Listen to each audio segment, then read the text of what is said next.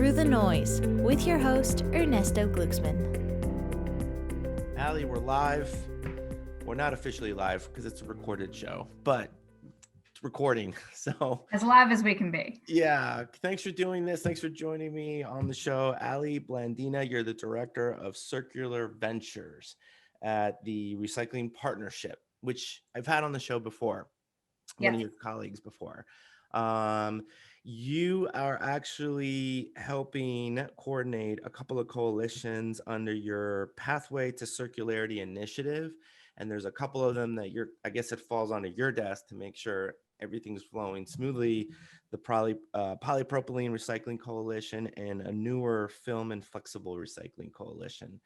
So given that, can you give us just a little brief breakdown of what the Pathway to Circularity initiative is and then how these sort of coalitions fit into that?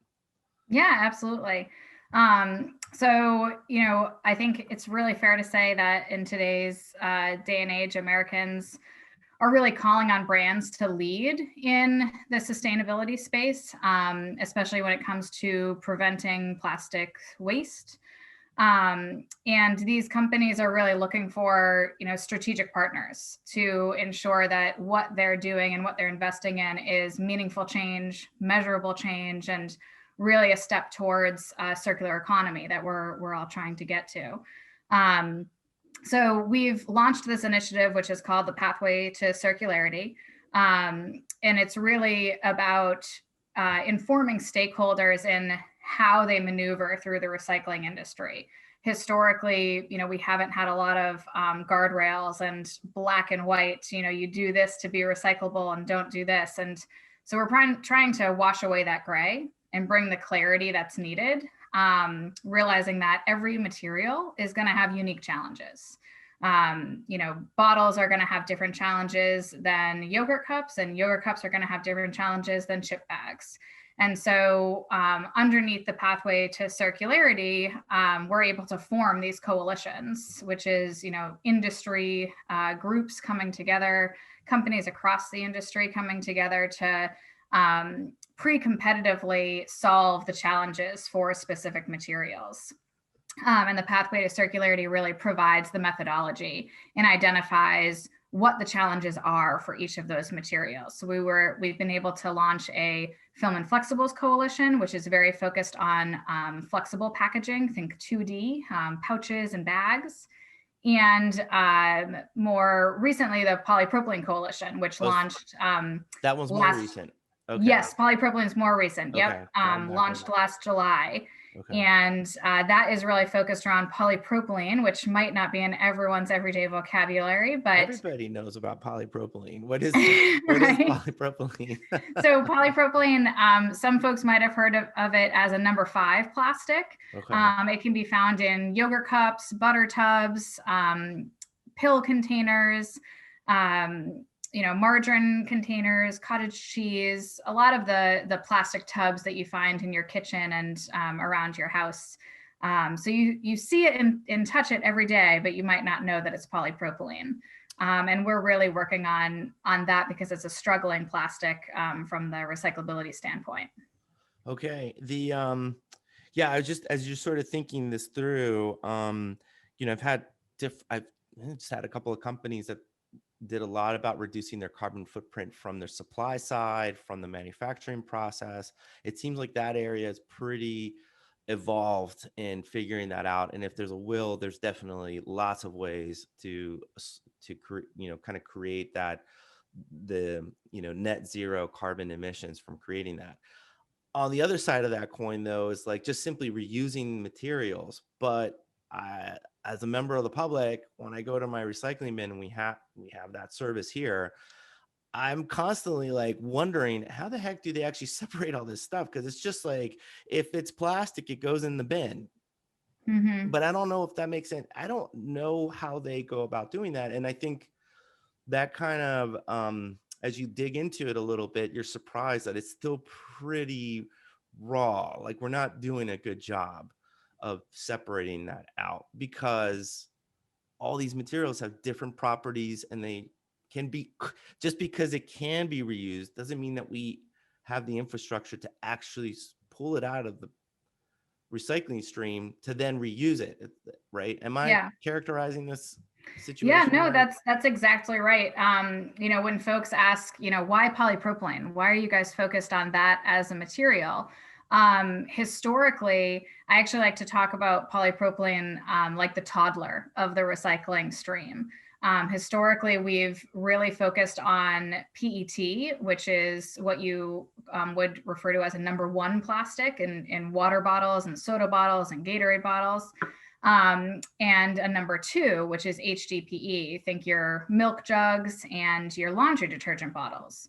So recycling facilities have always been pulling those materials because they've been with us for a very long time. Less than a decade, I would say we've been focused on the fact that polypropylene can actually be pulled out as its own commodity and has value and can be remanufactured into new products. But that doesn't mean that every recycler across the US has the equipment to sort it. So you talked about, how do you sort this commingled material that comes in? If you think about it like an obstacle course for packages to flow through, they sort by size, they sort by shape, and they have to go through these different sets of equipment, which will point them in different directions of the facility. Paper will go one way, containers will go another. And with plastics, there's actually a couple of pieces of really cool technology. One is called an optical sorter, which uses near infrared to really determine what type of plastic is on the belt, is flowing underneath. And if it's, firing on or scanning for a certain type of plastic, it will shoot it in a certain direction. So all the ones go one way, all the twos go another way. And, hopefully with the work of the Polypropylene Coalition, all the fives go another way. Another piece of equipment that's newer to the industry than optical sortation is robotics, which is super cool because it's a smaller footprint. So a lot of times when you are talking to recyclers about, investing in new equipment, sometimes it's not just the capital that is a hurdle. Sometimes it's the space requirement that they really don't have the space in their facility to put more equipment in. And robotics are a great solution in that instance because they have a smaller footprint and they're able to be installed right on the line, and they can sort for polypropylene, they can sort for aluminum, they can sort for cartons. So they can be programmed just like optical sorters to sort for different things by physical identification, by AI, which is ever learning, which is really cool, but not the same as NIR sortation. Yeah, so that's okay. So that area is particularly intriguing to me because obviously I'm into data technology work, and that image recognition is pretty impressive. I mean, we spoke off mic, preparing for this episode, and I think you mentioned one group, and I went and checked them out. Amp Robotics. We'll just throw a shout out to them. It's pretty awesome. They have the ability to identify not just like the milk carton that's going by their conveyor belt, it seemed, but like if it was crushed and deformed, but it's got enough of the labeling there, the AI can kind of go, that's pretty good likelihood that it's this type of milk carton. And so then it's got little, like, I guess it's like an air suction cup thing that it just moves and pulls it out, which is incredible. It's like, I can't believe that actually exists in 2021, that we have these machines that were basically in sci-fi books less than 10 years ago, right? Like it's amazing. But of course that's new, and it definitely looks like cutting edge technology, and definitely is going to be expensive equipment, and it's not going to get everything that's going through the stream. So what it sounds like to me is that slowly the recycling infrastructure is learning how to automate the sorting or reduce the labor intensive part of, like, I guess you could put 100 people to just pull stuff out, but that is a major, what it sounded like, that's a major cost driver in a sense. You got to get paid for that hour, and it's they can't work all day long, and there's a certain set of shift work or whatever, but then that eats away into the profitability, like how much of the polypropylene you have to pull out to then be able to Mhm. sell it to another remanufacturer of that plastic that's going to get enough income to the recycling people to continue paying the people to do it, right? And Yeah. it doesn't sound like the numbers are quite there because there's just so much of the recycling is not actually getting processed like that. Something like 10% that just ends up back in left. Not sorry, what did I read? 10% actually gets recycled. About a bunch of it, 90% or more, just sort of ends up back in landfills. Is that right? Is that the right number? Do you have some sense of that?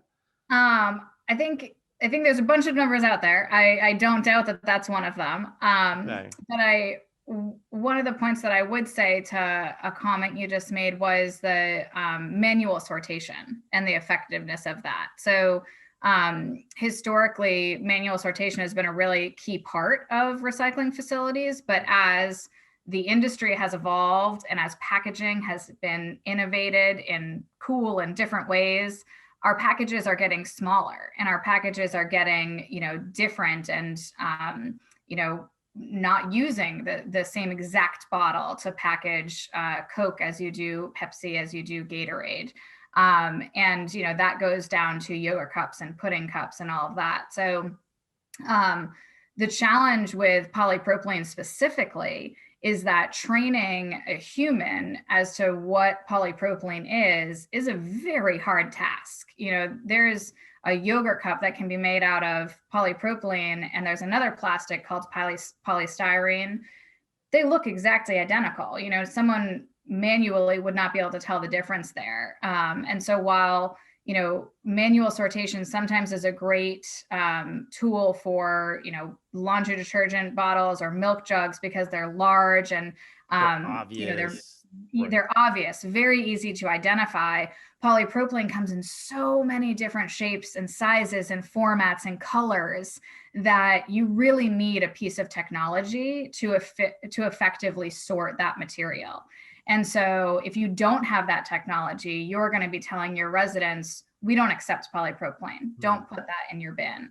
And our job and our goal is to reverse that, right? We want to make sure that people have the sortation technology. They can effectively and efficiently sort this material so that it can go on to, continue in the circular economy and not, be considered a non-recyclable plastic.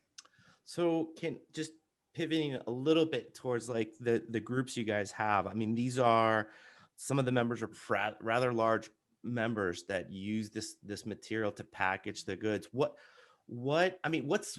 so amazing about polypropylene? Like, why do they? Is it just more flexible? It sounds like you can make a bunch of things with it. I mean, what are the characteristics that make that such a go-to material to package baby food stuff?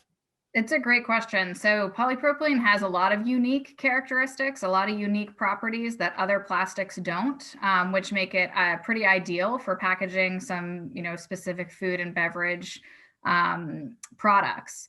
One of the, off the top of my head, my background's in chemical engineering, so I'll get a little nerdy here, but one of the key features of polypropylene is that it has a really high moisture barrier. So unlike other plastics that you actually have to add a moisture barrier to, meet the requirements of the product that you're packaging, it's inherent in polypropylene. And so that makes it a really great option. Polypropylene also has a lower carbon footprint than some other plastics. And so, while companies are tracking their carbon footprints, that's a benefit that you'll see with that plastic. Yeah, I guess I would imagine having them to layer using the other plastics and then create another layer that just adds more expenses, just makes it more of a challenging product to create. And then you have the separation of these materials then becomes an issue too, right? Exactly. Yeah, it could degrade the quality of the plastic at its end of life, or be a contaminant to that stream. What can they reuse polypropylene once it's been used? Like, let's say it's been used once into like, whatever, baby food. We keep using the baby food example. I have baby. So what can then, let's say we have a good processor that's pulling this stuff out. What happens then? Like, what can it be used for? Yeah, so some of the things that you can see in like your everyday life right now, well, I say everyday life and we're in COVID times, but Right. when you used to be going out and venturing to all these stores and everything, one of the best examples is paint cans. So if you go to Home Depot or Lowe's, and you look on the bottom of the paint cans, that's a really big application for recycled polypropylene. Another one is if you venture out to like a florist, those nurseries, all of the black flower pots are actually made from recycled material and largely polypropylene. And then surprisingly, another really big sector is the automotive sector. They use a lot of post-consumer recycled polypropylene in car batteries and other components of the automotive industry. I see. So it sounds like you can use this stuff for food grade things in the beginning, and then when you can pull it out of the recycling, then you use it for other things that aren't food level, like like pots or whatever those, or for the car batteries, anything to sort of house. So it can be hardened into a hard plastic that can Yeah. act as And like a I would put a caveat right now, right? okay. Because there's a lot of great work going on to try and get recycled polypropylene to a place where you could reuse it in food grade. Oh, okay. They can, And that would be like the ultimate. So we reuse it for food, pull it out again, reuse it again, and then we don't have to keep pulling out raw material exactly. for it, or reduce our raw material consumption for it. Yes, yeah, reduce that virgin intake. And actually, just recently, there was a couple more reclaimers that were granted the FDA non-objection letter for food grade polypropylene. So very exciting work going on there. Something that the coalition will continue to keep tabs on because a lot of our members of the coalition are eager to have food grade polypropylene so that they can reuse it in their packaging. And so let me then ask about back to the actual group. So these are some big members. They're trying to figure out how to pull it out, because it doesn't do anybody any good if they can invent a bunch of ways to reuse the material if we're not actually pulling the material out. And that's what your groups, the recycling partnership's all about, is trying to figure out how to create more recycling centers or uh, support infrastructure improvements. Yeah. Where are they, I guess, in the recycling coalition now? Like, what are you guys doing in that group, the polypropylene recycling coalition? Yeah, so that's a great question. So right now we are very focused on infrastructure improvements. Okay. And I'll tell a quick story as to why. So about a year ago, polypropylene was downgraded in the recycling industry from widely recyclable to check locally, which is, obviously not where you want a valuable recyclable plastic to be or to be talked about.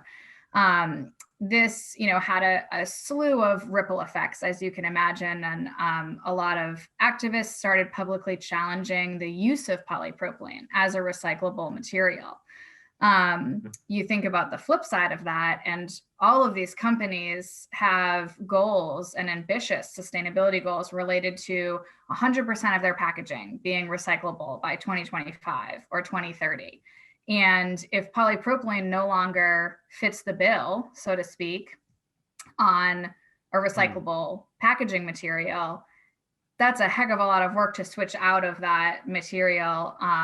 Also, we know that it does have value and it can be reused. So that was really the fire under what started this coalition in terms of, okay, we need to restore the confidence in polypropylene, change that negative narrative that's out there, and make sure that more recyclers across the US can actually accept the material and sort it.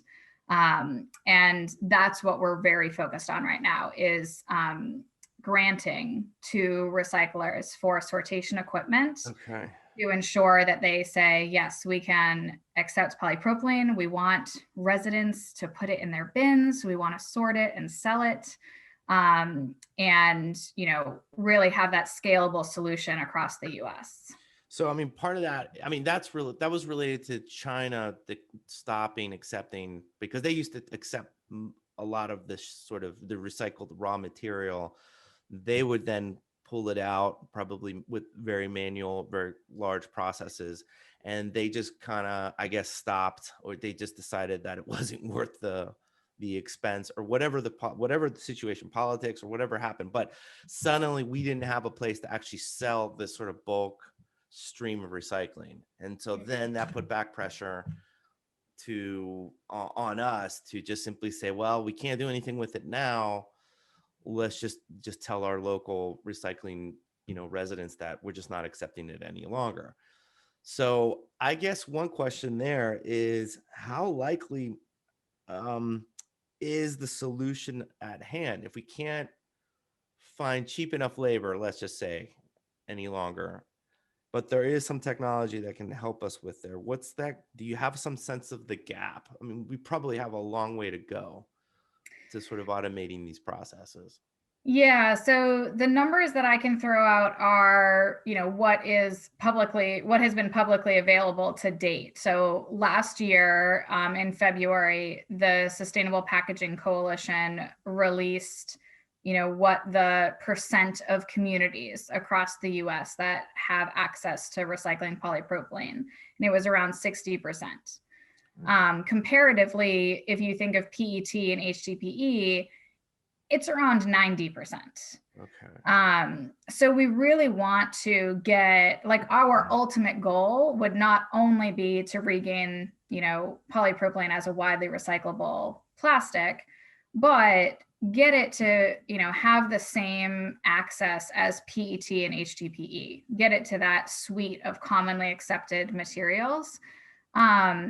And again, if you think about the history of polypropylene versus PET and HDPE, polypropylene being the toddler, PET and HDPE being, adults, maybe even elderly folk in the recycling stream, with enough attention and enough funding and enough, support for this material, I'm fully confident that we will get there. It just hasn't been looked at as its own commodity because, like you said, it was lumped in with mixed plastics that were being sent overseas.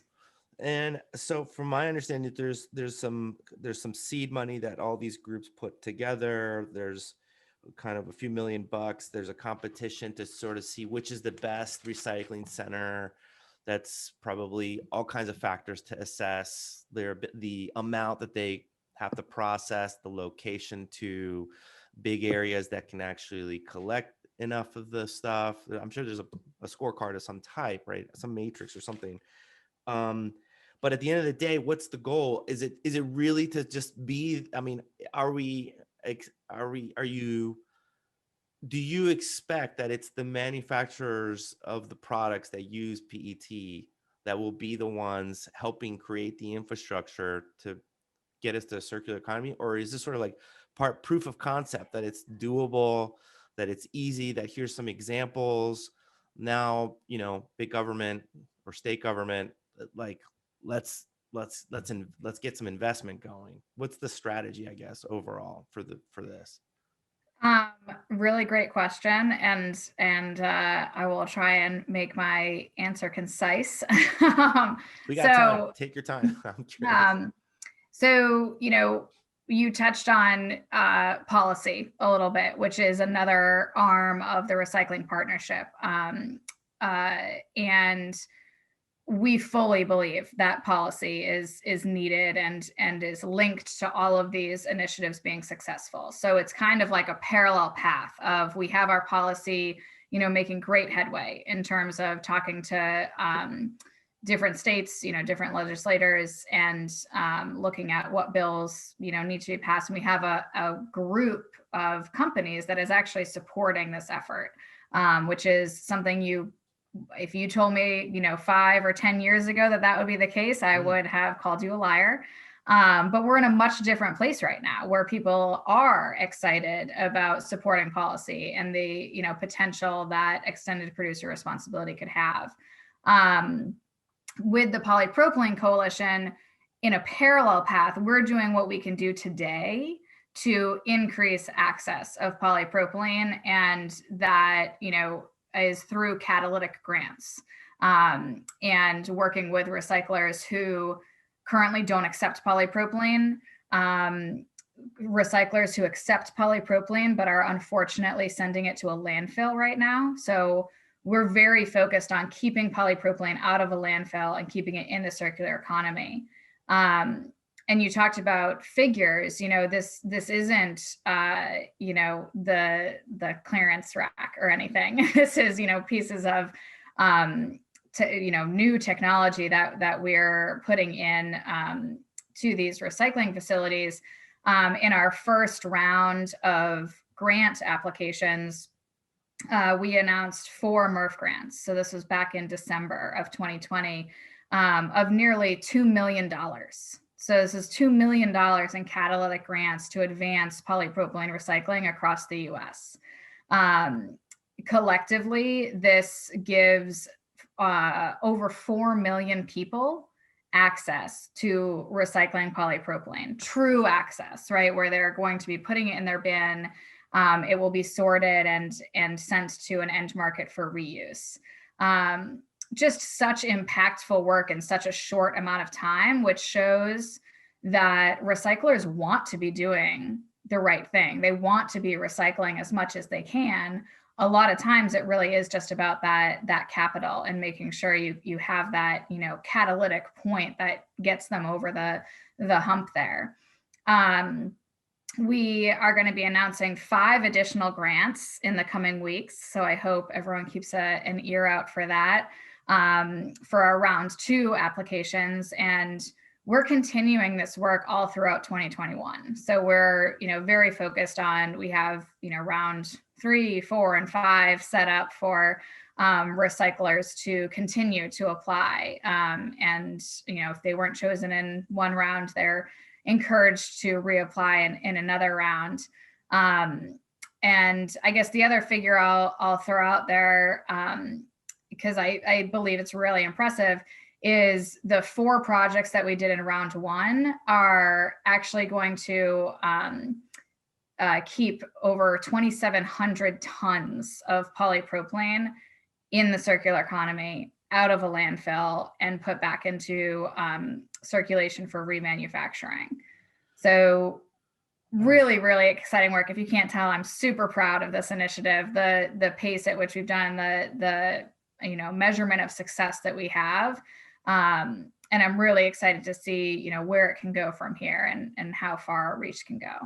Now, I guess, one question I have is probably, if you can get to a point where you can reuse polypropylene for food, then that might really excite some of your members to even go further, because then it's a matter of reducing the cost of collecting and reusing that material for their manufacturing. Like right now, I wonder, so if I'm a big food manufacturer and I'm involved with this because of, well, that's the question I have, is like, what are their reasons to be involved in supporting infrastructure that doesn't directly hit them back, because they can't reuse, unless they make, plant carriers or something, potted plants or something along with as another product class. But like, I don't quite, can you help me link that up? Like, what's the benefit right now with them? What is attractive to, when you reach out to another company that is not a member of one of these coalitions, like what is the most compelling thing for them to participate, to hear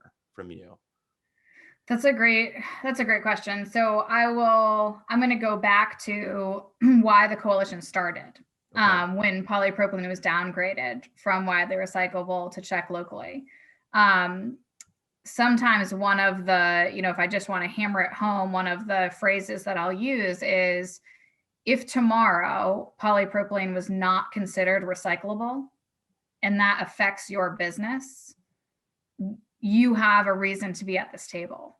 So I'll go through the different value chain members, right? So if there's a brand that is signed on to 100% of their packaging being recyclable, and polypropylene is not considered a recyclable plastic, they no longer want to have product X be made out of polypropylene. They contact their supplier and say, we don't want the polypropylene version of this. that supplier is now not going to buy the polypropylene resin. So it goes back all the way through the value chain and literally affects every person that sits, on the polypropylene value chain and touches it, because recyclability is such a, necessary component of necessary factor that companies are thinking about right now. Every single person has some skin in the game to make sure that it is recyclable, from the resin supplier to the converter to the brand to the end market.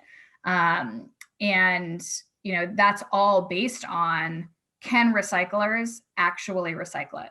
Can they, sort it? Are they going to say, yes, we accept it? If they say, no, we don't, it's because they don't have the equipment. So that's the tie right there. That's your bottleneck at the moment. Yeah. Because you can probably, if there was a mountain of it, that's polypropylene mountain, that you could just come in with trucks and scoop it out. And then I'm sure everybody could find creative ways to reuse the material, but it's getting it out of the whatever else we throw into a recycling bin that sounds like is the choke point at this point. Right. Oh, I think that would be pretty compelling point to nail in a meeting when you're talking to someone. Yeah. And I guess the further back you go in the supply chain, the bigger the cost it could be to them, right? The resin maker that's got the machines to make, and the chemical processes involved in the energy process. These are huge capital investments, I would imagine, right? These are big factories of this stuff. For them to suddenly start losing buyers of their material can really hurt business at that point, right? Because it's not like you can just shift from one plastic making process to another. Maybe you can. I don't know. I would imagine. Yes, from my experience, it's because every plastic is different, and every plastic has different properties and different flow melts and different, different characteristics. It is not just a drop in to say like, okay, we're just going to switch from this to this now. So I definitely agree. It's a valid point, to bring the folks to the table. And that being said, at our table, we have everyone from resin suppliers to converters to brands. And we even do have end markets, the reclaimers who are purchasing the material from the recyclers and say like, we want to remanufacture that into something. And that's how, you make really impactful change and effective change in the industry, is having that cross representation, and support for the material. Do you guys, like it seems like every week there's a new press release of some other company making bold, new, by 2025, whatever, we're going to do XYZ. I mean, not maybe you specifically, but does your group then have like, okay, add them to the mailing list, because we're going to reach out to them and go like, okay, but have you really thought about how you're going to get some of this material to be off-roaded from the landfill process, right? Is there in the group that you guys are, do you have that kind of thinking? Do you have like a sort of a dashboard of like new companies that work with this material that are making claims that they're trying to reach to net zero, or Yeah, we definitely have a strong pipeline and recruitment strategy similar to what you just described. And I think at the Recycling Partnership, we believe it's our job to insist and assist when companies make great aggressive goals like that. So it's our job to help build the strategy around and the roadmap around how you're going to get there and how can we help. So it definitely comes into play when we're reaching out to companies and who we reach out to. I think the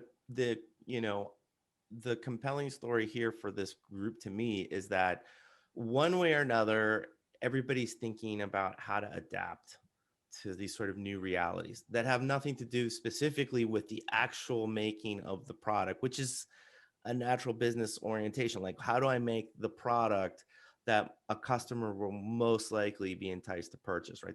That's what most businesses are used to. Now it seems like we're also having to think about, well, what happens with the container of that product or the wrapping or whatever at that point? Like, what's the full life cycle, and how are we extending our efforts to make sure that that's not ending up in the places we don't want, right? Oceans and landfills and so forth. So to me, that sounds pretty exciting. I'm intrigued completely by the story because, like, as you mentioned, 10 years ago, I mean, was the recycling partnership even in existence 10 years ago? I don't know, No. see what I mean? It's like, here we are, and like, you guys are doing this type of work. And so I'm sure there's going to always be criticisms to the companies and other people, like, oh, you're not doing enough, or, oh, just simply using it is not, like, there's people that have the desire and I guess a good intent to want to correct the bigger problems of the world. But this isn't something that can be done overnight. It just takes Mhm. so much effort just to get on the same page of what is it that we're all supposed to do, right? Yeah. Do you feel like that's moving along better, or do you have to start with when you have a new member, do you have to start over uh, pretty far in terms of like where you're trying to achieve things, or are your members coming more sophisticated, like they know that they got to do something? Yeah, I mean, our members are coming in, I would say, very sophisticated in a sense, because we are in a day and age where sustainability is constantly talked about. Consumers are, not only asking for it but expecting it, right? And companies are having to get on board pretty quick with, whether they're setting new targets or they're trying to address one of their packages that are causing issues.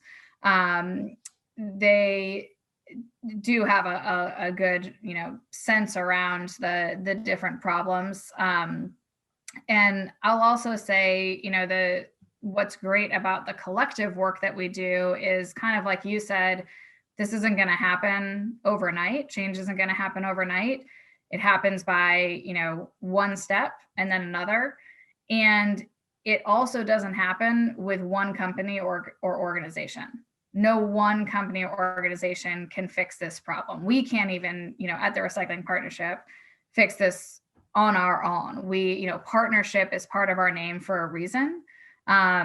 And we partner with other organizations in the industry. We bring companies together to partner pre-competitively. And that's how we are going to make forward progress and truly get to a better place in a circular economy.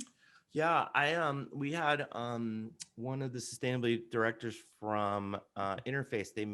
They publicly traded company that that creates net.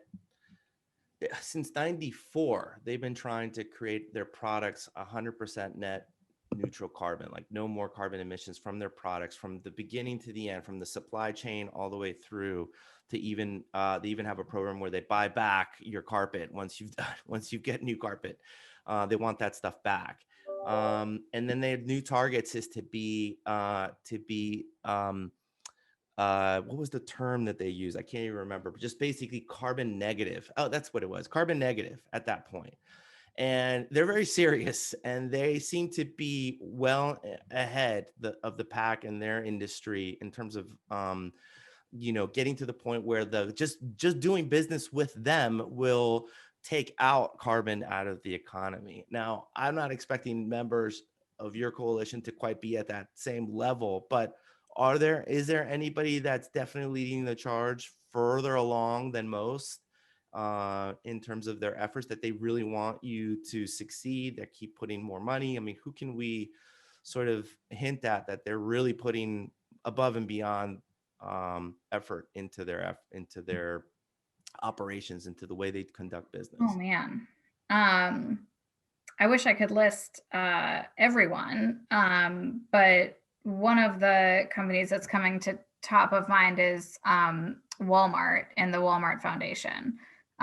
They've been, extremely great partners in across multiple initiatives that we have. So not just the Polypropylene Coalition, but a lot of our other work streams as well, including well, I won't go into all of our initiatives, but including a lot, a lot of our other broader work.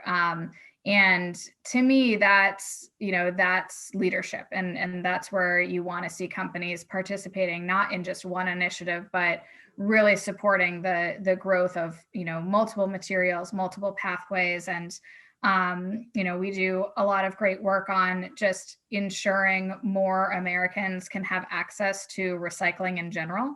So if you think about, if you are taking out your bins or wheeling out your carts, some people don't even have that as an option. And so we work in communities to, really make sure it's as easy for someone to recycle an item as it is for them to throw something away. That is, would be nice, right? Yeah, that was one of the main goals of the recycling partnership, and it stays true to this day as some of our core work that we're extremely proud of, and have touched a lot of different communities and enabled them to have a recycling stream that they didn't have before. And switching from segregated bins to all in one cart so that they can recycle more and recycle better. But yeah, I think. Yeah, I mean, that's what I'm hearing about Walmart quite a bit, actually, from many different groups that I've had on, from their different perspectives. They seem to be, I think that they see this as a competitive advantage for the future if they can get their suppliers, if you can get a product on the shelf of Walmart, you're doing awesome, right? And if Walmart starts going back and saying, yes, but we need to be, net neutral on carbon, and that means you too. Now you're going to rethink, like, wait, what do you mean by that? Like, what are we doing here? And those products that can get to that point aggressively, I think, are going to win in the future. I'm just sort of, the amount of energy that's associated with all this is just unprecedented from what I've been reading and from what I've been learning from interviewing people like you. So thank you, Ali, for just kind of giving us a little bit of view on what you're doing. I think you guys should double the contributions, triple it, so if there are other companies out there that can contribute more or would want to know more about the coalitions and the work that you do, what's the best way to reach out or check out the stuff you guys are doing? That's a great, that is a great question. And I should have the website off the top of my head, but if you go You're busy running a coalition. You don't have time to look at a website. If you go to the recyclingpartnership.org, you can see all of our great work. And we actually have a Polypropylene Coalition page right there. So there's a lot of great information on that page in reference to the grants that we do, in reference to how to join. And they're also welcome to reach out to myself. My email is pretty easy. It's ablandina@recyclingpartnership.org. So if you are interested or know of a company who is interested, would absolutely love to hear from you. We need more people at the table always, and welcome more. I'm always curious when a company or group is looking to potentially join a group or some type. Do you guys offer the ability to just come sit in on a couple of meetings, just get a feel for what the atmosphere is like, how it's conducted before making a decision to subscribe and join? Do you have something like that?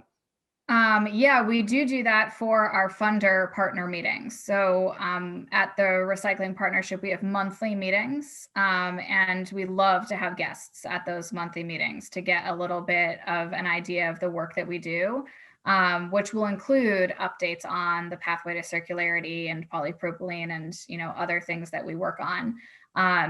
We haven't had folks join in the Polypropylene Coalition meetings as guests, just because we move so quickly and cover so much. But it's technical. Really great to have folks at the funder partner meetings to kind of kick the wheels. And don't get intimidated with the logo. You guys have some big heavy hitters as members, but to reach out anyway, because it's just good to get this kind of information and that it exists. And thank you, Ali. Thanks again. Appreciate this. Until next time. Awesome. Thank you You for having guys me. listening and watching now on YouTube, the few of you watching on YouTube, I really appreciate you guys. If you can, I guess, like and subscribe, that always helps. I know we just started the channel and it's raw. I'm working on it. Take care, everybody. For more episodes of Through the Noise, go to throughthenoise.us.